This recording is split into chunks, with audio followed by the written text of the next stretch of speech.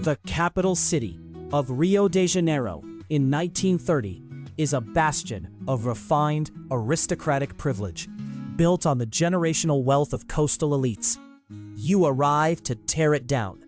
Following a rigged presidential election defeat, you do not litigate in the courts of your enemies. You launch an armed revolution and seize the state by force.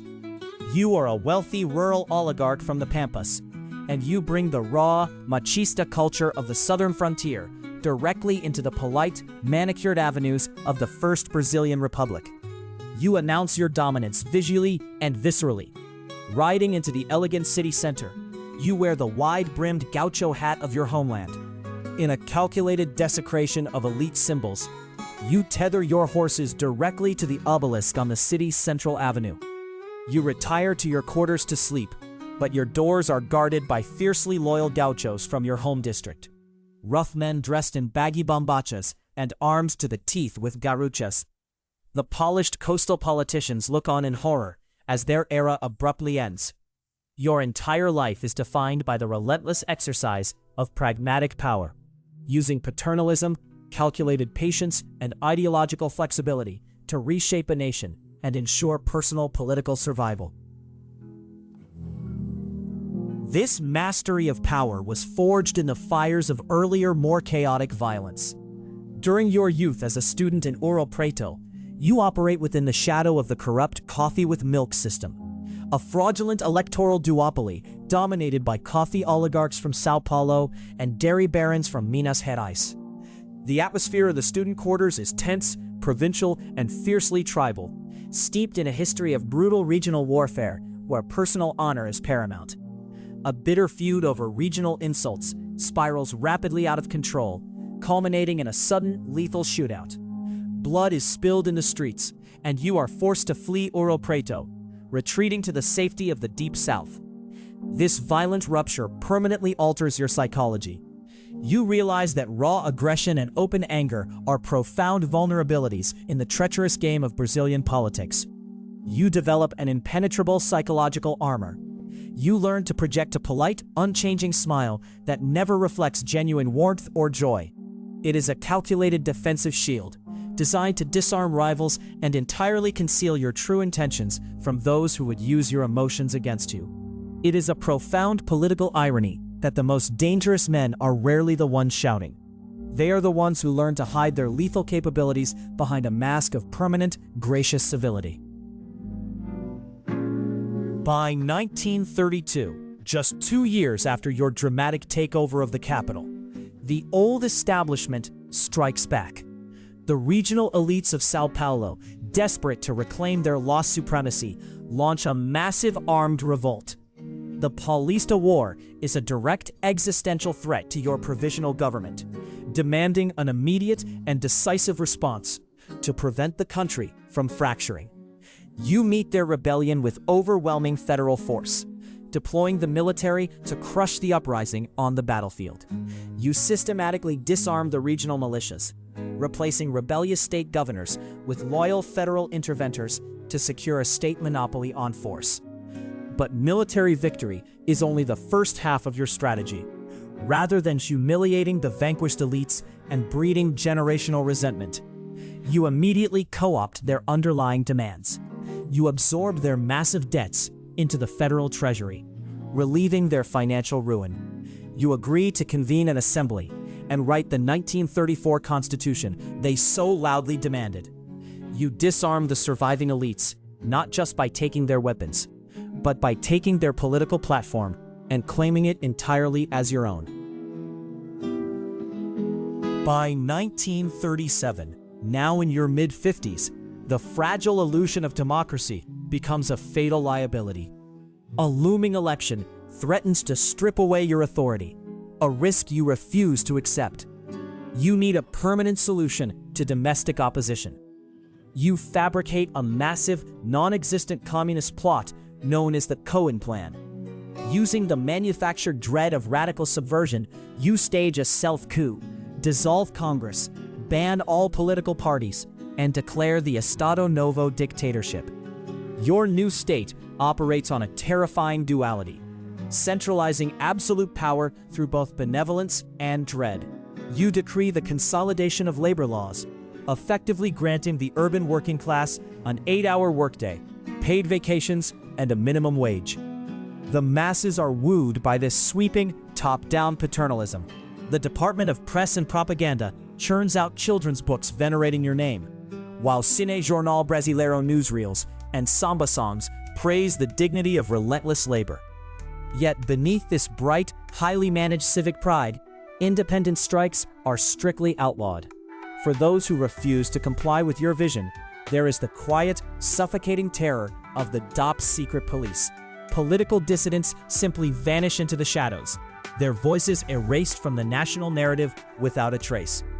Trading civic liberties for state-managed social progress is the classic, tragic bargain of autocracy, convincing a population to willingly lock their own cage in exchange for guaranteed meals and a steady paycheck.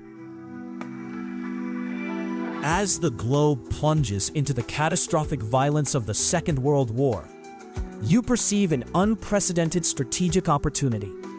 You expertly balance the diplomatic pressures of opposing global powers before firmly committing Brazil to the Allied cause. You leverage this alignment to extract massive economic concessions from the United States, securing the vital funding needed to construct the Volta Redonda steel mill. This monumental industrial complex fundamentally transforms the nation's infrastructure, pulling Brazil into the modern industrial age. In return for this financial backing, you deploy Brazilian troops, the FEB, to the muddy, blood-soaked battlefields of Italy. They fight valiantly alongside the Americans. But this international triumph creates an inescapable, fatal hypocrisy at home. You are sending thousands of young men to bleed and die to defeat fascism in Europe, while you preside over a fascist-styled, authoritarian dictatorship in Rio de Janeiro. Dictatorships rarely collapse from external military force alone. They usually rot from within when the ideological hypocrisies they rely upon become too glaring for the military and the public to tolerate. The ideological rot quickly destabilizes your regime. In 1945, the military generals who previously enforced your absolute will turn against you, abruptly deposing you from executive power. The Estado Novo collapses. You are exiled from the capital, forced to retreat to your remote ranch in São Borja, deep in the southern frontier. You are now a man in your mid-60s, stripped of all formal command. But you possess a terrifying, calculating patience. You do not panic, nor do you lash out. Instead, you retreat into the familiar, deeply rooted rituals of the Pampas. Day after day, you sit on your veranda, ritualistically consuming bitter, hot chimarrão through a metal straw from a hollowed gourd. You puff slowly on heavy charutos, letting the smoke obscure your watchful eyes. With your short, stocky build, round face, and thick spectacles, you meticulously cultivate a physical demeanor of strategic decadence. You perfectly perform the role of a tired, harmless, decaying old man, successfully lulling the generals in the capital into a false sense of security. Beneath this brilliant theatrical performance of political death, you are quietly receiving a steady stream of political pilgrims. You are meticulously rebuilding a new electoral machine, transforming your isolation into a staging ground for your inevitable return. The camouflage holds long enough for you to launch a massive counteroffensive. In 1950, you return to the national stage, running for the presidency with a fierce populist energy.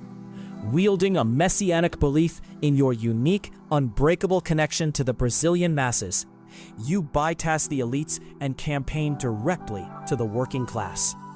You win a massive, undeniable victory at the ballot box. You are back in power, this time shielded by the mandate of democracy. However, the terrain has fundamentally shifted, and your ambitions have grown vastly more radical. Your final term is defined by a fierce economic nationalism. You orchestrate the creation of Petrobras, establishing a massive state oil monopoly under the deafening, defiant slogan, "The oil is ours." This bold maneuver delights the crowds in the streets, but it completely alienates foreign investors and deeply threatens the wealth of domestic elites. By striking at the financial arteries of the establishment, you paint a massive target on your own back, proving that popular votes offer little protection against enraged oligarchs. By August 1954, the unbearable tension finally snaps. In a disastrous miscalculation, your fiercely loyal head of security orchestrates an ambush on Rua Tonelero, targeting your most venomous critic, the journalist Carlos Lacerda. The attack fails to eliminate Lacerda, but it leaves an Air Force officer, Major Rubens Vaz, dead in the street. The violence irreparably taints your administration. The military generals, seizing on the crisis, corner you. They issue a stark, unforgiving ultimatum demanding your immediate resignation. You are trapped in your private quarters at Catete Palace. Dressed in your pajamas, isolated from your allies, you face total, undeniable political defeat. The old establishment believes they have finally, permanently broken you. They do not understand the terrifying depths of your resolve. You take a firearm. You aim it directly at your own heart and you pull the trigger. You leave behind a meticulously typed Carta Testamento on your desk, famously declaring that you are leaving life to enter history. Through this final violent act, you weaponize your own destruction. You transform a humiliating deposition into a legendary martyrdom, sparking massive street riots that paralyze your enemies and delay a military dictatorship for an entire decade.